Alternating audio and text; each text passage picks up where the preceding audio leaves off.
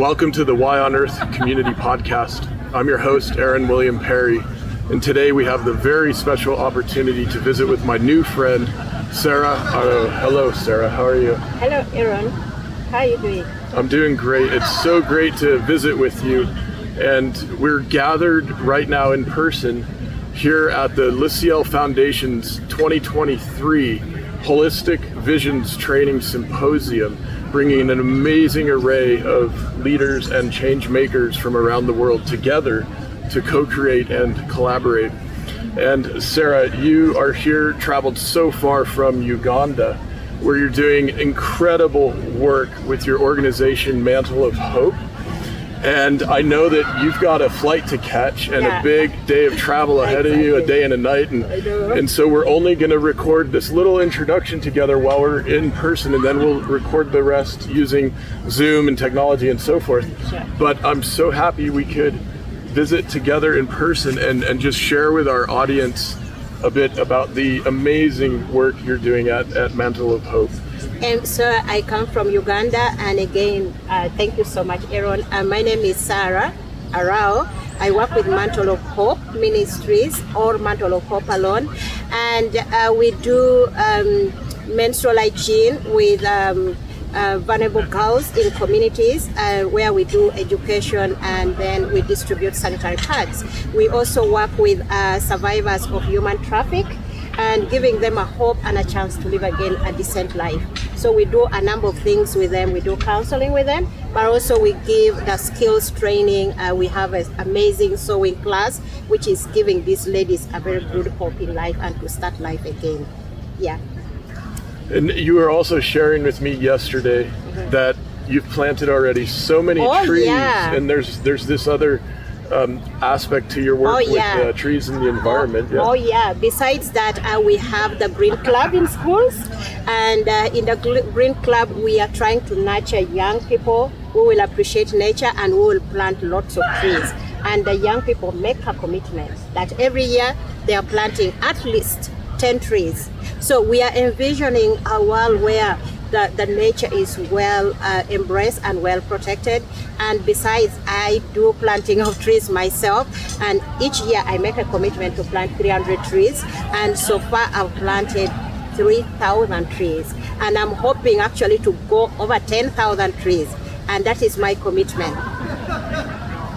Thank you, Sarah. It's such a joy. We have this opportunity to be together in person, to make the connection in person, and we'll follow up with more conversation to bring even more information to you, our Why on Earth community audience, about the work Sarah's doing, and also about how you can get involved and help out and learn more. Thank you so, Aaron, for having me. Unfortunately, I have to catch the flight, and so I'm just a bit rushing. So, but as you said, we shall have time to talk and to see how best you can get involved and any other person can get involved, because this is a collective work that we do. We are a collective. We look for collective well-being. Beautiful. Thank you, my friend. Thank you so much. Sarah, it is so great to reconnect with you. And of course, we recorded an introduction to this podcast episode when we were together in Barcelona for the Lira Foundation 2023 Symposium. And here we are with Zoom. You're back home in Uganda, and such a joy to connect with you again. Thank you so much, Aaron. Being at the symposium and having the opportunity to record was such an amazing thing. And I'm super excited for today, and we see what happens. But I'm so happy to be in this podcast.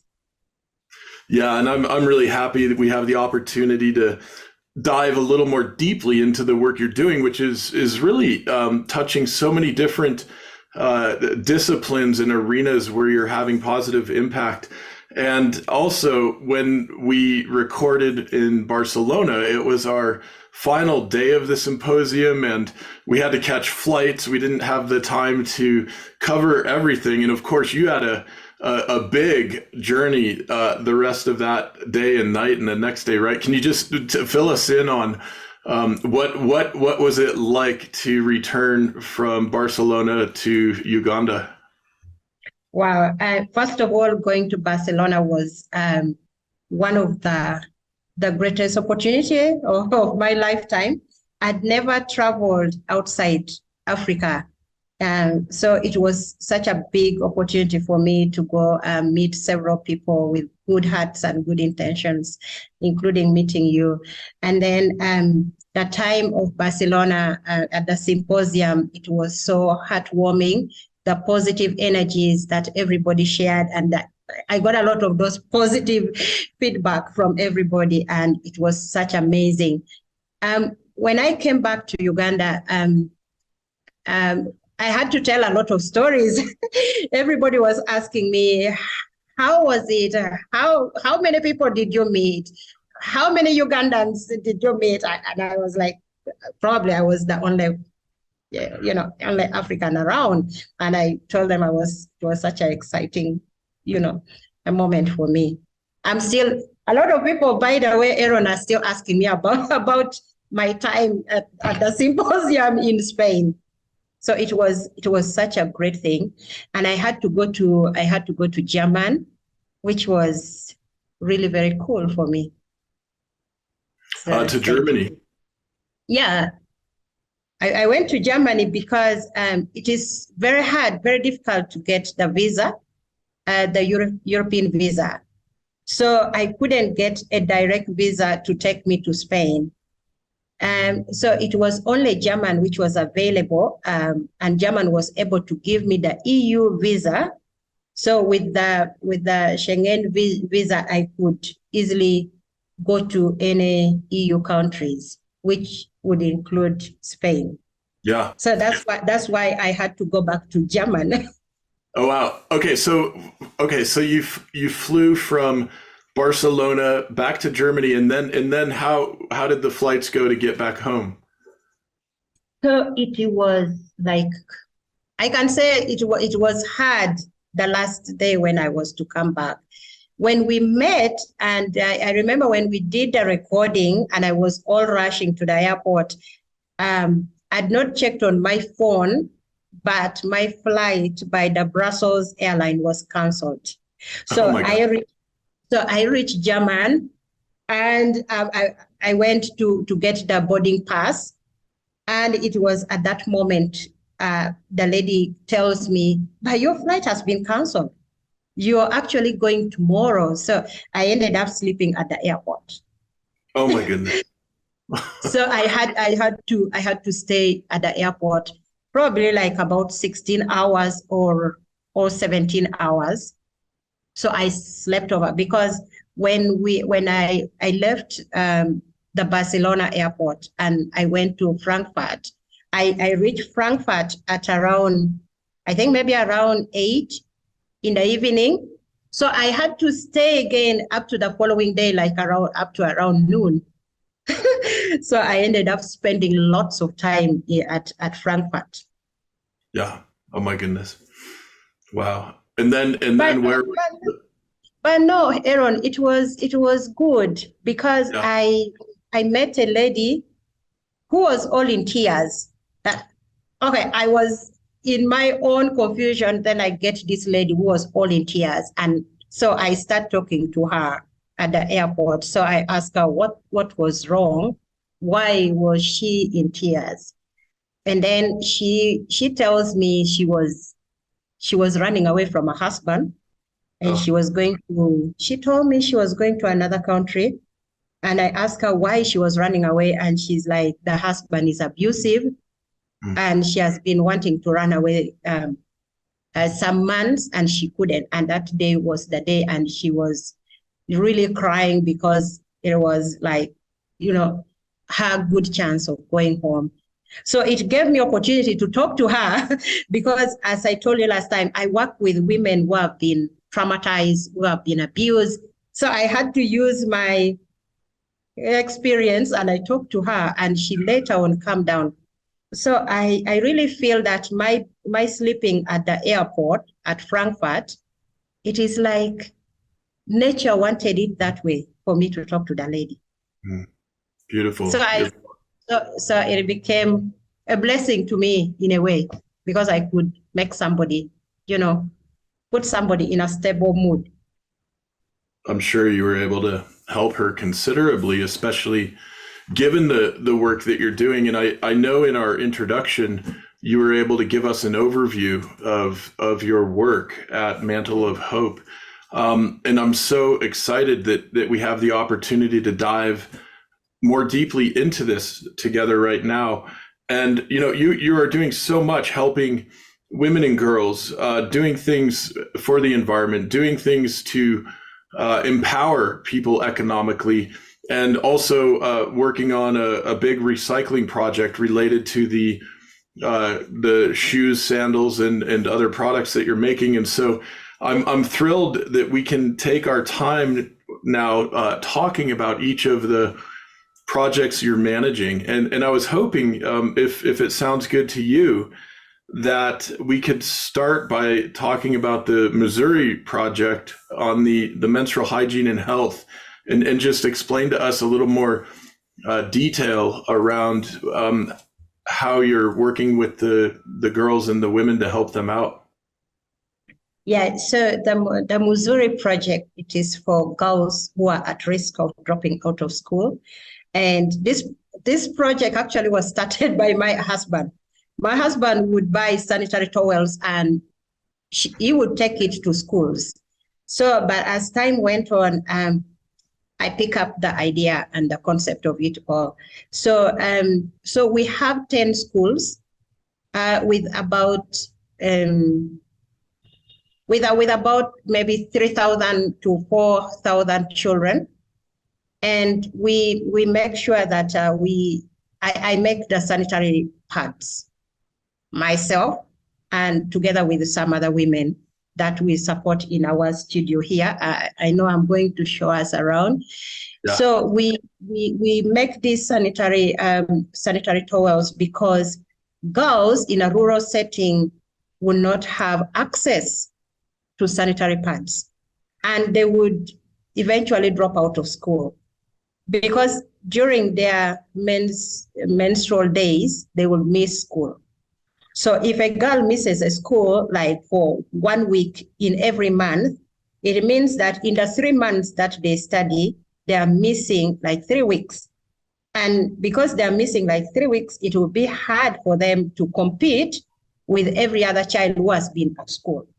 So because of the poor performance, parents would not want to pay the school fees, or even themselves, the girls, would feel ashamed and they would not want to continue. So in the area where we support girls, especially with our Muzuri project, this community is very poor, poverty-stricken. People don't value education in that community. And I must tell you, Aaron, that when I was growing up, I was almost like alone in groups of boys. I was alone during our national examination. The rest of my people, my fellow girls, dropped out of school. So Muzuri Project, actually, it helps girls to at least complete the lower level of primary education. That is our intention. We want to make sure that at least they can complete a primary level. We are sure that they might not go to high school, but at least if they can finish up that level, they can do a skill. And that is what we are also looking at. And that is the basis of why we are setting up these skills. Because a girl who could have dropped out of school finishes a lower primary school, and then they can do a skill. With that skill, they can survive and they can protect their own families and maybe children. Yeah, so there's a certain degree of freedom, independence, and ability to avoid abusive and coercive and manipulative situations. Yeah. Yeah, and also like the early child marriages, which is very rampant here. We have girls as young as 15, as young as 14, they are being forced to marry because in my community, people pay dowry for marriage. They pay lots of cows they pay lots of goods and money. So the family would wish to benefit on the girl. So, and they don't want to wait longer. So a girl who is 14, 15 is getting married. Wow. Okay. Well, and the Hope Skilling Project that you're also offering these girls and women is so beautiful, and I'm thrilled. We have, you mentioned in the documentation you sent to me, the hairdressing, the shoemaking, and the sewing, and I'm thrilled that you're currently in the production studio, and I see behind you those beautiful sandals. And yeah, maybe if you'd like, you could give us a little tour and give us an idea of what it is you all are making together. Yeah, so in the Hope Studio, we train here girls and young women, the women who have been formerly trafficked and who have been sexually abused. And we don't only train them, but we also offer them the mental health support through counseling, through providing support to them in the best way possible we can. So women come always in this studio, and they have sessions of learning these 3 skills: shoemaking, the tailoring, and hairdressing. And it is from there, we always give them up to like about 7 months. In 7 months, we feel like they have learned a skill and they're able to stand on their own, and even with the counseling. So here in this department, these are some of the shoes that were made by the women, these sandals. And some of them, when somebody comes and buy these sandals, we buy other materials for them to train from. So these sandals are handmade. They are handmade, and it is women who makes it themselves. And then one woman also come with another beautiful skill of recent, and she started making like bracelet, and this was what she made. And she told me that she had learned this skill while some years back. And then also in the tailoring department, this clothes, this is one of the samples of the clothes that these women make. Now, in every aspect, when they make something and somebody buys, we give, like, for example, the clothes, we give a little percentage for that particular woman who has made that. But also we sell them so that it can help us in buying more machines. So this beautiful one, Sarah, it was a dress which was made by some woman. Yeah, the color and quality of that is amazing. I mean, it is so beautiful, and the sandals also are so beautiful. And I just want to mention that while you're walking around, don't cover the mic, because at a moment there on the dress, we couldn't hear you quite as well. So just be aware of the mic so that we can hear you. That is so beautiful.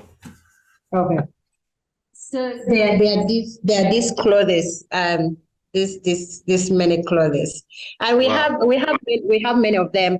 And then we have here the machines. These are kind of the sewing machines, and in here we have 10 machines. We have 10 sewing machines, and then here this is another department for hairdressing. Yeah. And these ones a little down here. These are dummies where they come and learn from. And then this is like the hair dryer, the stand hair dryer. This is a little bit of the kind of hair they come and learn with. So it is like their learning point. And then this is here is a big. It is a big mirror where they see the work that they have done, or the customers. If there are some clients that have come, they are able to see and view the works, whatever the girls have done. Absolutely beautiful. So this is how this our place looks like. And then up there, I don't know whether you're able to see. That is just our logo, Mantle of Hope. That is where it is put. Yeah. Yeah. Oh. And then here we have big table, and with a lot of peppers. And then these peppers, we are going to train some people on how to make paper bags and gift bags. Yeah. Cool. Yeah. That so is so wonderful. Basically, that is how our place here look like. I have here a little machine. I don't know whether you'll be able to see, but this machine here is for shaping the shoes. When they make it, they have to come and shape it and so that it looks well. Yeah, so this is the little studio that we have here. How wonderful. So when you guys are making the sandals and the clothing, where do you sell those? How do you sell those? Yeah, so we sell them around, the local people around. The local people around come and see the works that the women are doing. That is with the clothes and that is with the shoes. But with the sanitary pads, because each woman contributes to the making of the sanitary pads. And they make a commitment. We have a little commitment that they have to give at least to about 50 girls. So they have to make some reusable sanitary towels to at least that will benefit 50 girls. 50. So it gives 50. So it gives them a sense of responsibilities, and also it also gives them a sense of giving back to the community. Because they don't pay anything here, so why not you give it also to another person? And Aaron, the reason why we are focusing on reusable sanitary towels, it is because it is driving us back to environment. That is the reason. When people donate to us these other throwaway towels, we always decline it because our intentions are environmental. And that is even what we tell women here, that is our intentions. So we don't want, there are so many waste that goes into the environment, including the sanitary pads. And if pads are plastic, if pads are made of plastic, then it is still contributing to the environmental contamination and pollution. So that's why we encourage the women and also themselves, we encourage them to use the reusable ones. And also we encourage the girls to really use the reusable ones.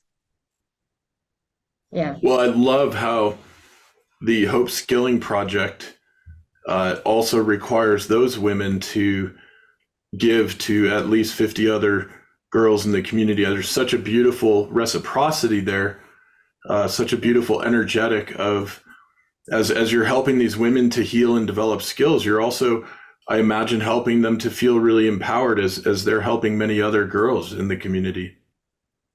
Yes, absolutely. Absolutely. And also we still tell them, even if they are to graduate from here and move on, we still tell them they need to continue to support other girls in their own communities. Mm. Yeah. Do you find there's a very strong sense of belonging and community among the girls and the women who have gone through the Hope Skilling Project and or who have connected to any other of the projects that Mantle of Hope is facilitating? Yeah, we feel a lot of strong connections. Yeah. And because also when we go for the school outreaches, we go with the women. We go with some of the women. So women are able to share their stories of what happened to them. Uh-huh. And they're also able to share their stories through their work, the 50 pads for the 50 girls they are contributing. So there is this very strong link, like every project, that Mantle of Hope is doing is linked together. And as I was telling you, it looks like this is a sanitary pads, but this pads is linked to environment. It looks like this is Hope Skilling Center, but this Hope Skilling Center is linked to environment. And so there is that connectivity in all of the things that we do. Yeah, and I love the environmental work that you're doing. And I know in our introduction you shared a bit about how many trees you've planted yourself. And also I know that with the Young Green Warriors Club project, that you're getting so many others engaged in the tree planting efforts. And can you tell us a bit more about that and you know how many trees you guys are planting at this point? Yeah, so our intentions right now, we have planted, I can say from the time that I came, I had to go and meet one of the Green Warriors Club, and then they were able to plant more trees. 5,000 trees so far planted, but also we make how many? 5,000. 5,000. Yes, but also we make children, we tell children to make a commitment of planting 10 trees every year. So whether we are there or we are not there, they have to plant trees, 10 trees every year. And some of these trees, you know, we are so blessed here. We are so blessed here that we still have some of the natural trees that you can just see them and you can just plant them. You don't need to buy them. So that is the blessing that we have here. So children have been picking up this very well and very positively. And they want to plant trees. And when they plant trees and trees are growing, they feel so good. They feel so happy, like this is my thing. And we are always telling them that the best time to plant a tree was yesterday. So yesterday, you did not plant a tree, but that was the best time. And because of that, the fair time is today. And also we tell them that they should plant trees not like they're going to use it themselves. They should plant trees for others to use it. Because once the trees are there, it is not for one person. It is for everybody. And it can be for Africa, it can be for the whole world because of those carbon emissions and the like. So that is what we tell them, that, you know, this is a global call. And this global call is for a global action. So it has been so amazing. Still, we are working with 10 different schools, but also now there is another children's home that has come on board and they want to participate. And their children's home, they are homeless children, like an orphanage, which is so amazing and so beautiful.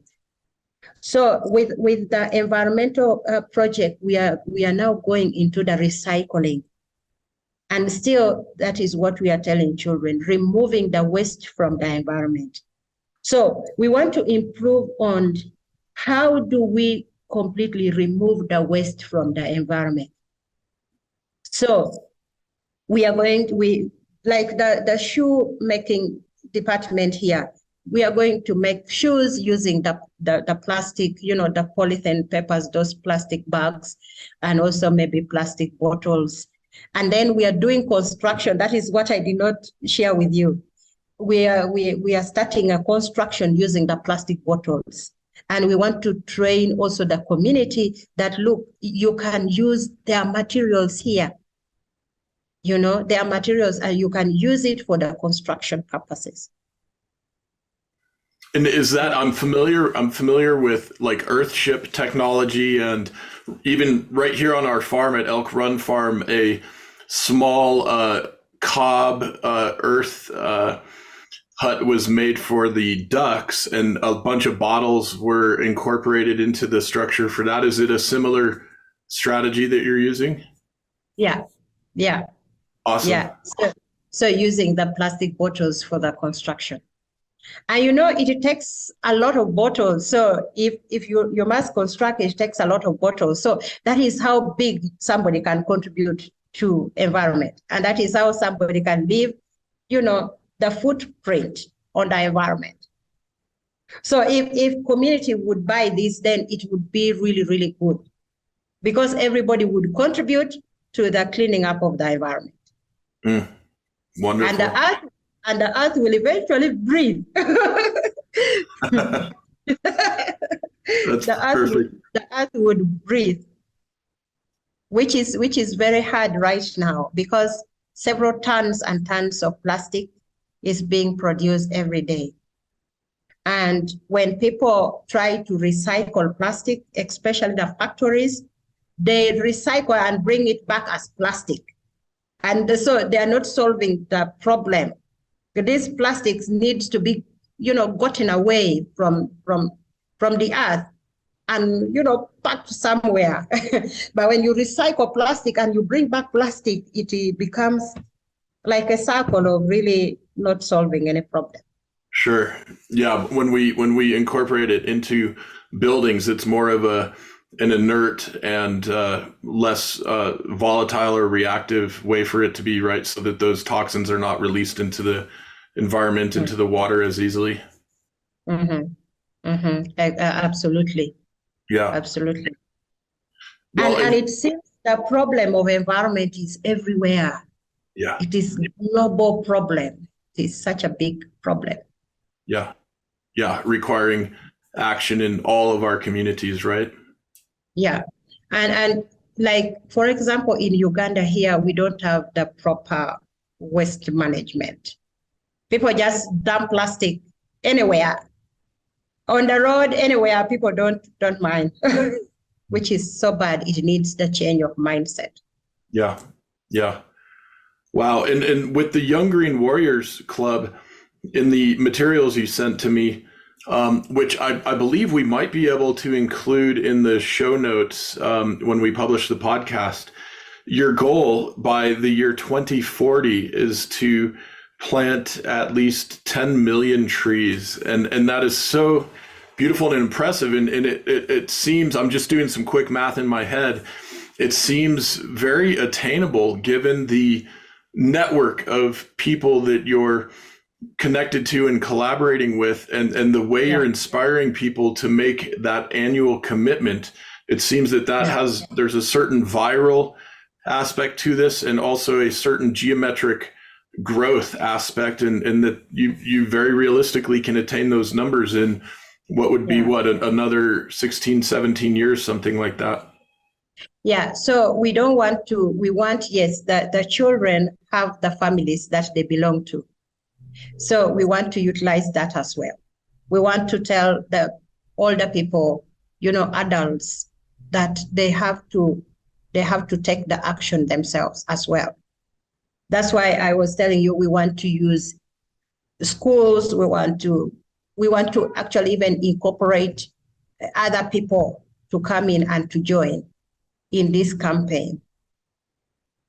And there is something that we are going to, it is still just in plan. We want to write a bit of activity kind of book, which is for children, but which prompt them to follow up the commitment. I love it. That is so fabulous.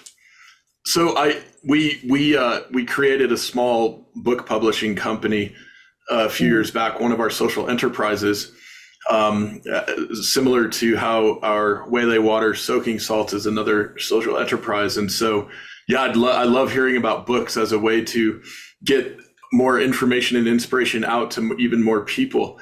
And I really look forward to seeing what you guys create. That sounds amazing. Yeah, we already have the skeleton of it, of the book. Yeah, we already have, it is environmental book which prompts children to really plant trees, but also they do a bit of journaling in that book, telling what they have done today for environment, what contribution they have made today. And at the end of the year, they should look back in the book and see, okay, I was able to do this on this month. So we have a bit of skeleton already on the book, and we are happy to share maybe in the coming weeks. Maybe this is something we can collaborate around and help get this book out to many other communities. I love this idea. It is those child friendly. It is so much childlike. because we work with young people. So, but I would be happy to share at the coming weeks, and you see what we can put in place.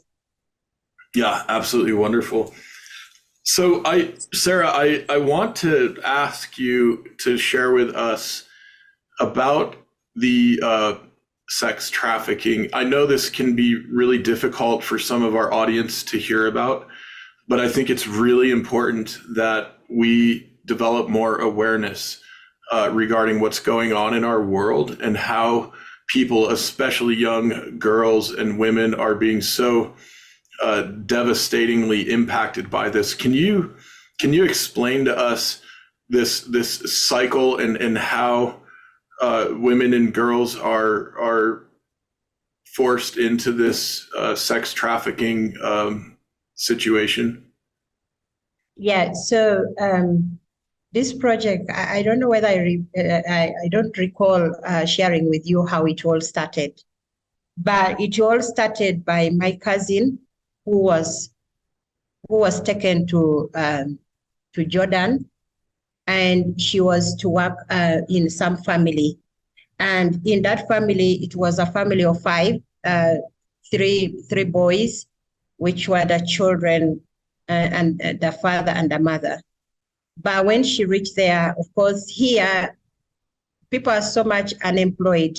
So people tend to go abroad to look for greener pastures, to look for what to do, to look for work and to better themselves. And we have those kind of companies that give them a lot of promises. You know, you're going to the Asian world, you're going to this place, and you're going to get a lot of money. And of course, it sounds so sweet, but that is not what always they get. So my cousin, also upon hearing that, she was taken to Jordan. And when she went to Jordan, she was to be a house help in this family of 5 people. And this family started abusing her sexually. And what happened, usually they confiscate their visa, their passport. So you reach there, they take away your passport. There is no way you can come back home. So my cousin was unfortunately that particular person. She couldn't come back home. But every day, every night, she was being sexually abused in the house. Abused by the father, abused by the children. Those were the boys. The boys were in their 20s. So abused by the boys, and also abused by the father and the mother. So like everybody in the family abused her. She got sick, some kind of infections. She tried, I remember she would send us a message that I don't have my passport, I'm not well, I need to come back home. And she couldn't, because the other people would not. And whenever they would get her, like she has communicated back home, it would be like a kind of a punishment to her. So my cousin died in that circumstance. And unfortunately, even her body did not get back home. So it was from there that I started supporting girls who are normally like survivors, who survive and come back home. Because even when they come back home, they are in bad shape. So most of these sexual abuses and sex trafficking, it usually happens in the house where they're working from. And most of the women I work with here, they have gone through challenges, those kind of challenges. Some of them, I have some of them who have ever gone to, this particular lady was taken to China, and then she was promised that she was going to be translating, she was going to learn the Chinese language, and then she would translate the language to the traders who come from Uganda. But when she reached there, they confiscated all her travel documents, and then she got so many men who had signed for her to have sex with her. And she said there were like 100+ men. And she asked these people, but because you don't have the travel document, you cannot make it back home. So that is the unfortunate bit what is happening in the world of today. Mm. I'm so sorry, Sarah, to hear about your cousin and how so many of these other women are experiencing this. And I appreciate your willingness to share the story so that more and more of us can become aware of what's going on in the world. Thank you. It's really sad that I think because of the pressure of unemployment, it drives people to the edge, and then they end up with bad people, and then just life becomes hard for them. A lot of women, a lot of young women, and also young men, when they come back from those such countries, they are either committing suicide. They see life like life is not worth living. And that is what we try to provide women who come in the Hope Skilling Center here, that life has given you a second chance. And because of this second chance, you have to be more grateful, take it easy, and rebuild your life and move again and live again. I imagine the way that you provide opportunities for these survivors to work in service to other girls and women and community members, I imagine that's part of the healing process. I imagine that's a very potent point of connection and feeling a renewed sense of purpose and of, I don't know, there's something about the ability to do good in the world. Yeah, I think it makes them see a lot of sense to live again and to live a purposeful life. And they're always, when they just join the program, the skilling here, the Hope House, they find it so hard to talk about whatever they went through. But as process go on, you get them really easily sharing out, and which is a sign of healing. And also us involving them in the project that we do with Muzuri girls, it makes them, to open up and say, if I can be, and I be, this important to these 50 girls, then I have a purpose, So you see them like, starting to glow and starting to be, grateful for the life that life has given us this. Wow, it's so beautiful and so powerful. So I know that in addition to the materials we can provide in the show notes for the podcast, people can also go to mantleofhope.org to learn more about the work that you're doing, and also to support the efforts through donations. And I understand that there are some complications receiving international donations in Uganda. And so maybe you can explain that to us a little bit. And one of the things we're happily offering through the Y on Earth community is that if people want to make donations, and it's an easier way to do it, they can simply make a donation to the Y on Earth community and indicate in the donation that it's for Mantle of Hope and for the work that, Sarah, you're doing. And then we can get that over to you through a bank transfer or whatever is needed. So can you just explain why is it harder to make donations to you in Uganda than it is for some of us in the, in the more developed countries where we're used to, it's very easy to transfer money with, Venmo or this app or that app. There's so many different ways we can do that. Like it's no big deal. And so right now we don't have the PayPal for organization here in Uganda, which I feel it would have been very easier for somebody without, stressing out and going through a lot of process. Yes, when you visit mantleofhope.org, we have accounts detail, everything, but it will be a very long process. So that's why anybody who would wish to support our project or support the work that we do can actually go to Y on Earth and which would be which would be easier, because I know Why on Earth would easily then transfer the money through the bank system or that long process. Yeah, and we're happy to help in that way. And so let me just mention that if you'd like to support Mantle of Hope, you can go to whyonearth.org, click on the donate button, and when you make the donation in the notes, just indicate that you'd like this to go to Mantle of Hope, and we'll do that for you. I'd like to take this opportunity also to remind our audience, this is the Why on Earth Community Podcast, and I'm your host, Aaron William Perry, and today we're visiting with Sarah Arao, whom I first met at the Lira Foundation Symposium in Barcelona in roughly October of 2023. And we did the initial introductory recording there, of course, as you know, listening and watching this episode, and are now doing the rest of our interview via Zoom, which is such a joy. And I want to be sure to thank our many partners and sponsors who make our podcast series possible. This includes Chelsea Green Publishing.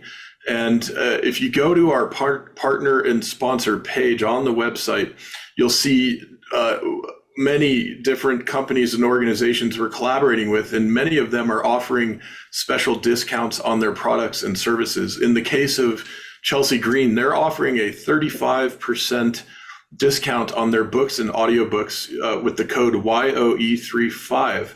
So you can go straight to them or go to our website and go through that page to get to them. Also is Purium Organic Superfoods. I've got my Superfoods green shake right here. Absolutely delicious. They also offer a very generous discount on your first order. Waylay Water Soaking Salts, Profitable Purpose Consulting, helping companies get B certified. Earth Hero Sustainable Products, Soilworks Biodynamic Garden Preparation, Earth Coast Productions, and of course, our ambassadors. And we have a growing global network of ambassadors, many of whom make a monthly donation to the Why on Earth community. And you can join our ambassador network, and you can also make a monthly donation irrespective of joining the network. And if you'd like to make that donation, you go to whyonearth.org, click on the donate button, and set up the monthly amount that works best for you. If you'd like to give $33 or greater in the United States, we'll happily send you a jar of the hemp-infused aromatherapy soaking salts from Waylay Water so that you can enjoy that for your own health and wellness practices. At $33, it's one jar. At $77, it's 3 jars. At $133 a month, we'll send you 5 jars. So a great way to support your own health and wellness practices, support the farms we're working with, and also the organizations that are benefiting from the work that we're doing through the Why on Earth community.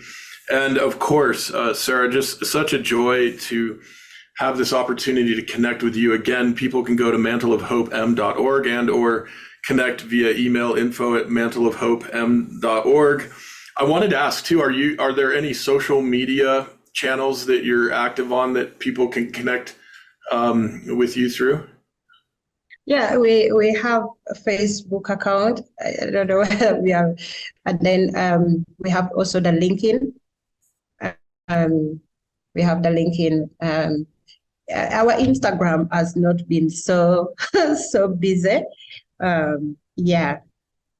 So Facebook and LinkedIn are the best, it sounds like. And what we'll do is we can include the specific handles in the show notes so people can connect with you that way as well if they'd like to. Sure. So, Sarah, I want to ask also, I'm so grateful we had the opportunity through the Lira Foundation. Of course, our friends at the Lira Foundation are doing so much beautiful work with community leaders and change makers from all around the world. And you and I are both part of this year-long Holistic Visions training process. And we're in 2 different small groups, small cohorts. I was wondering if you could tell us a bit about what your group is doing and what your experience has been with the Liciel Foundation's holistic training program. Yeah, so my group is Group 3, which is families and communities. And we are so kept together, Aaron. We to date, we still attend like 10 people. So, and we are so much connected. And when we went to the symposium, we were 7 people, which was really great. So what we are doing right now is book chapter. That is what we are doing. We are writing the book chapter right now. Yeah. It has been such a very wonderful experience for me in particular, even to be in the group. And also I've been feeling a lot of positive energy, even in our group. But also with the Liciel, when I went to the Barcelona, it was like we were this one big family. Like people have met, like we have met before, which was not true, but everybody was like, we were all like this one big family. The energy was so strong, people were so respectful, people were so loving, and the entire Liciel journey has been amazing. To me, it is like one of a lifetime, really. So I'm really forever grateful. And I met amazing people, amazing, including you, Aaron. Everybody was such amazing. And even what we learned out, the sketching, with Bruce, everything was so much amazing. And above all, the respect for nature, the respect for the environment was so evident that really the world, the feel good people with good intentions, they're working towards restoring the world and the earth, which was an amazing thing. Absolutely. Yeah, such a joy. And I echo the feeling of deep gratitude that I have for being a part of the Liciel Foundation community. And there are each year 12 groups of 12 people, 144 working across a variety of disciplines and collaborating within the small group context, and then also in the larger group that includes as well alum from previous years. So there's this growing global network, and it's such a joy. And of course, at the symposium, we had Bruce Mao, who with his wife Bisi is doing so much work, including with the United Nations for their Conference of the Parties, the 2023 Global Climate Change Gathering. And so there really is a lot of connectivity and opportunity for deepening impact worldwide with the great work that's being done by so many community leaders and change makers coming together. And I would encourage our audience to check out the Liciel Foundation. I think it's licielfoundation.org. We'll be sure to include the proper link in the show notes. And if you're interested in joining the 2024 cycle, I encourage you to do so. I know it probably will fill up quickly. So would encourage many in our audience to take advantage of that opportunity. And of course, a huge shout out to Sophie and Olivier, the co-founders of Liciel. We're planning to record a podcast with them relatively soon. And so whichever publishes first will reference the other in the show notes, Sarah. And based on production schedule, I imagine our podcast together, yours and mine, will publish first. So yeah, it's such a joy to connect with you. And really, I'm thrilled not only to have this opportunity, Sarah, to record this podcast with you and help to share your story, your work, your impact with so many more people around the world. And again, please consider supporting Mantle of Hope, but also the opportunity we have to collaborate going forward indefinitely. And so excited that we're connecting through the ambassador program and other programs we've got with the Y on Earth community, Sarah, so that we can stay connected and continue collaborating in different ways. Yeah, I'm so grateful, Aaron. So grateful even to the listener, to the people who always follow the podcast, the sponsors. This is amazing. And really this amazing work does not stop here. It helps at least a girl child. It helps at least any woman, and it helps a boy child, as well. So I'm really forever grateful and for this great opportunity, really.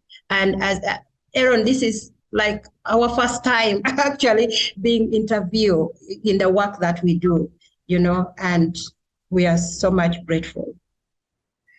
Well, it's a real pleasure and honor to be able to help share your story. And of course, Sarah, we will, after concluding our main podcast interview, we will have a shorter behind the scenes segment that gets shared with our ambassador network that doesn't get published publicly. And so for our audience, if you haven't joined our ambassador network and you'd like to, just go to the website and click on the Become an Ambassador page, and that will start the journey for you. And and I'm looking forward to asking you some of your observations traveling to Spain in the behind the scenes segment. So we'll save that as a little teaser for folks. Yeah. Sure. But Sarah, thank you so much for being a guest on our podcast. And before we close, I want to open the floor to you. If there's anything else you'd like to share with our audience, please, my friend, the floor is yours. Yes, I want to say thank you so much, audience, for following the podcast. And also, please go on and look at the work that we do at Mantle of Hope Ministries. Get yourself involved, and So, but forever, I'm grateful. Wonderful. Thank you, Sarah.